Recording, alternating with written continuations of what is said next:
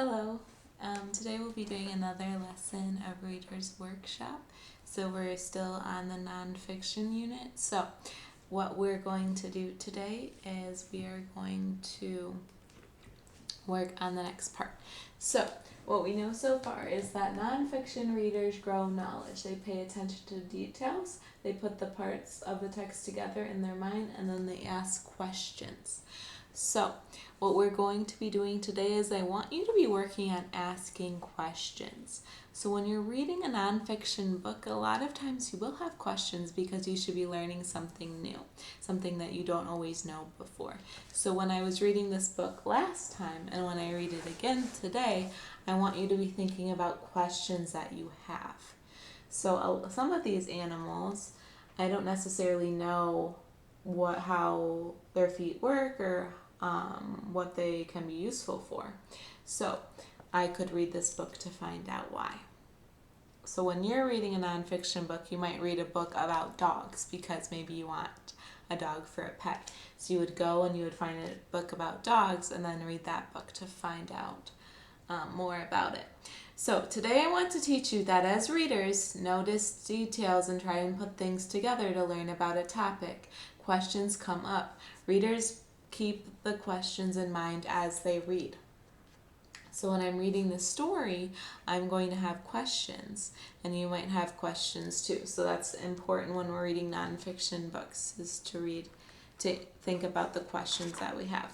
So remember, we read about the kangaroo, and we read about the housefly, and we read about the lizard, and we read about the cheetah. So now we're going to be reading about the gray wolf. So you might have some questions about him, like how are his feet different? Can he run really fast? What are they used for? So then I'm going to read this page to find out more about the gray wolf.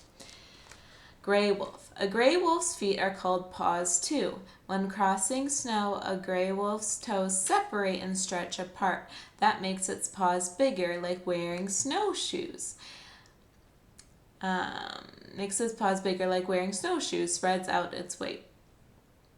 This means its paws don't sink into as deep which makes walking or running easier. So when the wolves are walking on the snow, their paws kind of stretch out a little bit so they can walk on top of the snow a lot easier, so they're not always sinking in.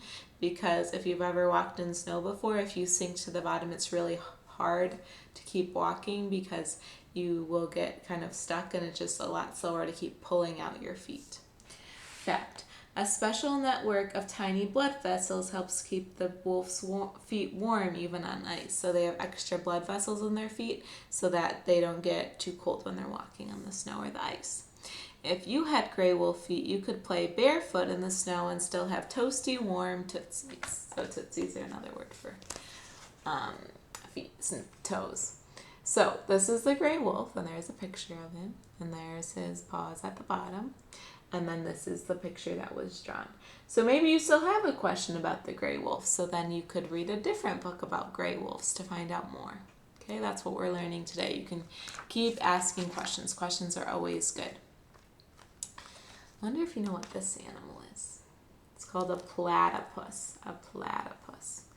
Looks like it swims underwater. Platypus. Okay. A duck-billed platypus has skin connecting its spread apart toes. This type of foot is called a webbed foot. The platypus's front feet even have skin that sticks out beyond its toes, making them perfect swimming flippers. But the minute it starts to walk, dig, or scratch, the skin pulls back so the platypus can use its dirty nails. A male duck-billed platypus's back feet each have a spur-like nail to inject venom, a poisonous fluid. This isn't deadly to humans, but it can be very painful. If you had duck-billed platypus feet, you'd be a fast swimming superhero with a built-in weapon. So this is the platypus swimming, and it has webbed feet so that it can swim very fast. So like its skin here is like stuck together. And then this is the males, and it has this like spur-like nail, and so it can inject venom. So if someone's trying to hurt it, it can hurt it back. And then this is the child swimming. So would you like to have feet like that, or no thank you? Maybe if you like swimming you would like to, and maybe if you don't like swimming you wouldn't want to. The next one is a barn owl. Looks cool, right? You can see it trying to land. Barn owl. A barn owl's feet have 4 toes tipped with talons, which are long, curved, sharp nails. Usually, 3 of its toes aim forward and 1 backwards, but it can swing a second toe on each foot to the back. This helps keep an extra tight grip on a wiggly prey, such as rats or mice. Fact: a barn owl's middle front toenail on each foot has a tooth-like edge. It uses this to comb the feathers on its disc-shaped face. Flat feathers funnel sound into the ears so it can listen as well as watch when hunting for a meal. If you had barn owl feet, you'd never have to bend over to pick things up. So you could always just pick things up with your feet. So would you like that, or no thank you? Maybe you would and maybe you wouldn't, because everyone's different. Okay, let's read one more page. This is an aardvark. That looks funny. His feetsies. Each of the toes of an aardvark's feet ends in a sharp, sturdy toenail. The front ones are shovel-shaped. These are great for digging a burrow for their home or finding ants and termites, its favorite food. Fact: if attacked by a predator like a lion or a leopard, an aardvark digs a burrow to escape. If caught, it flips onto its back and lashes out with its nails. If you had aardvark feet, you could dig super fast, which means you'd be the first to find buried treasure. So they're really good diggers. And that's, oopsie, sorry. The sunshine. Okay. That's how its nails look. And then that's how your feet would look. So would you like to dig really fast or no? Maybe you wouldn't like that very much. Okay, actually, let's read one more page because this one's very creepy. It's called a great African millipede. So it has tons and tons of little tiny feet. And that looks like kind of like a worm.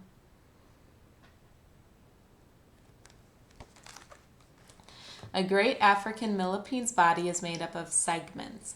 A baby starts out with just 4 or 5 segments, but as it grows, it adds on more. Each segment has about 4 feet. An adult may be 40 segments long with lots of feet, and it needs every single one. It can travel by tunneling through the ground. So while some feet are busy walking, others move dirt out of the way. So some are walking and some are like having to move the dirt so they can keep moving. Fact: a great African millipede has an extra exoskeleton, meaning that the hard parts of its body are on the outside. So to defend itself, it curls up with its delicate legs and feet inside and its armor outside. With giant African millipede feet, you wouldn't need anyone else to have a parade. You would be a marching band of one. So see, when it's trying to protect itself, it curls up like that. So that can keep everything important inside, and then it's harder on the outside. That's it. I don't think I would want that many feet, personally. But would you? I don't know. Okay, so the next time... Actually, we only have 2 more left, so is it okay if I finish it? This is called a mountain goat. So they're really good at walking on rocks, or I guess someone's roof. A mountain goat's foot is encased in a hard nail-like covering. Shaped that way, it has a special name. Instead of a foot, it's called a hoof. A mountain goat's hoof is split into 2 halves, and each one can move separately. That lets it get a good grip on rocky, high places. Fact: each half of a mountain goat's hoof has a sharp edge plus a rubbery pad. Together, these add extra grip to keep it from slipping. If you had mountain goat feet, your feet would be all you need to rescue a kitten. So that's their feet, and it's walking on rocks, and the boy can climb a roof. So maybe you would like that. I don't know. Okay, this is the last animal, I think. Yes, this is called a white rhinoceros. It has really big feet. See? Each white rhinoceros's foot is an elastic pad plus 3 stiff toes tripped with hoof-like nails. With each step, its foot pad presses down, spreading the toes wide. This lets the rhino's feet support its heavy body, and it needs support. Adult rhinos can weigh as much as 7,000 pounds. That's a lot. Fact, in spite of their size, white rhinos can run as fast as 30 miles per hour, but only over short distances. If you had white rhinoceros feet, your family wouldn't need a car because you could carry everyone all at once. So they're very good at carrying things, and they have very heavy bodies, so that the feet have to be able to support them. Wild animals' feet could be cool for a while, but you don't need your feet to grab food, run on water, stand upside down on a ceiling, and you don't need your feet to stay well groomed or taste what you might step on. But if you could have wild animal feet for more than a day, what kind would be right for you? Luckily, you don't have to choose. The feet at the end of your legs will always be people feet.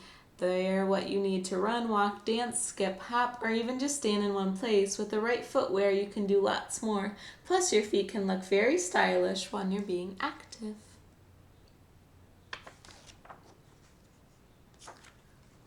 And then it will tell you a little bit more if you want to learn more. So a lot of nonfiction books have more facts like this. And then they give credit to who they tell you who took all of the pictures in the book. And that's the end of the story. So I have other books like this that I could read to you next time. So I also have What If You Had an Animal Nose? What If You Had Animal Ears? What If You Had Animal Teeth? What If You Had Animal Eyes? And What If You Had Animal Hair? So each time when we're doing the nonfiction one, we'll read a different one of these stories. So I'm glad that I have them. Okay, so what I would like you to do today is go find another nonfiction book. So again, if you don't have any at home, that's okay, because you can go on to Raz Kids just like you do at school, and you can pick a nonfiction book there. And then make sure you're asking questions when you're reading. So maybe you don't understand something or you want to learn more, and that's perfect. That's just what you should be doing. So then you could go and ask someone in your house the answer to those questions, and make sure that you're telling whoever is at your house what you learned from reading that nonfiction book. Okay? All right, you can do it. I'm proud of you. Go read for 30 minutes and have fun. I hope you learned something new.